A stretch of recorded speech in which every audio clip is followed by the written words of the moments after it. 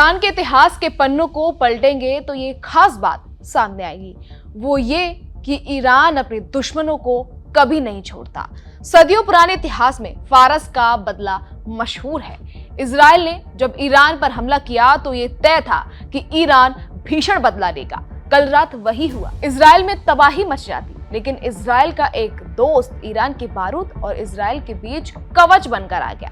नमस्कार, मैं खुशी चौधरी और आप देख रहे हैं एबीपी लाइव। 13 जून कल आधी रात से कुछ देर पहले इजराइल के तेल अवीव में खतरे वाले सायरन बजने शुरू हुए तो रुकने का नाम ही नहीं ले रहे थे। करीब 2 घंटे तक इजराइल के कई शहरों में सायरन बजता रहा।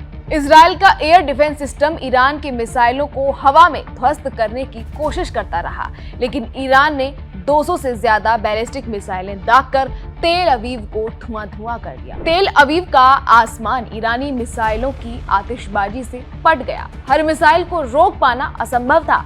ईरान ने इजराइल में कत्लेआम मचाने की ठान ली थी, लेकिन ईरान के कई मिसाइल टारगेट तक नहीं पहुंच पाए, जिसकी वजह से तबाही कम हुई। नहीं तो ईरान के हमले में इजराइल में जो मंजर दिखता, उसकी कल्पना करना मुश्किल है। दरअसल अमेरिका और ब्रिटेन ने इजराइल को कल रात यानी 13 जून को सैन्य मदद देकर ईरान के हमले से होने वाले नुकसान को 80% तक कम कर दिया। हुआ ये कि जॉर्डन और आसमान में अमेरिका और ब्रिटेन के लड़ाकू विमान निगरानी में थे। जैसे ही ईरान ने अपनी मिसाइलों को लॉन्च किया, वो फाइटर प्लेन के राडार में दिखने लगे। मिसाइलों की ऊंचाई और दिशा देखकर टारगेट का पता चल गया। फाइटर पायलट ने इसकी सूचना तुरंत कमांड सेंटर को दी और अमेरिकी कमांड सेंटर ने इजराइल के जनरलों को अलर्ट कर दिया। यानी इजराइल के 2 बातें पता चल गई। पहली ये कि ईरान ने 200 से ज्यादा मिसाइलों को लॉन्च किया है और दूसरा ये कि उनका टारगेट कहां है। इसके बाद इजरायली एयर डिफेंस सिस्टम तैयार हो गया। मिसाइलों को हवा में ही लॉक करने की कोशिश में तेज हो गई। वहीं ग्राउंड में लोगों को निकाला जाने लगा।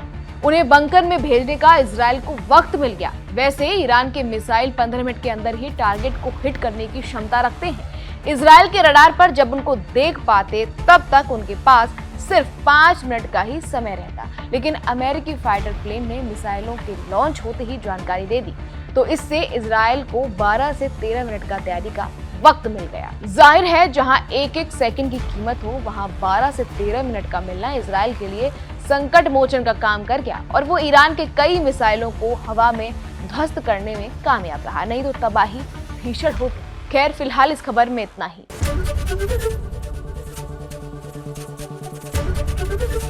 एबीपी गंगा, खबर आपकी, जुबान आपकी।